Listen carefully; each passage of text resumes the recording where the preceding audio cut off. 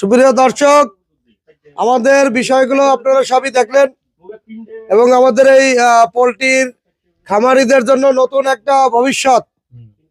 এটা কিন্তু এই ভুট্টা ফার্মেন্টেশন এবং এই যে আমি জুস তৈরি করছি, এটা নতুন একটা ভবিষ্যৎ এবং নতুন একটা আগামী মানে যারা এই সেক্টরে কাজ করবেন তারা পুরো প্রশিক্ষণ নিয়ে তারপরে কাজ করবেন।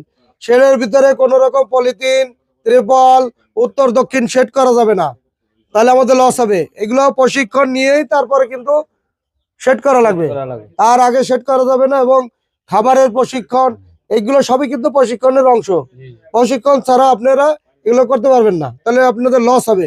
এই নতুন ভাই একেবারে নতুন নতুন হিসেবে যে একটা রেজাল্ট নিয়ে এসেছে, এটা কিন্তু অনেকে পুরনো লোকেরা পারে না, পারে।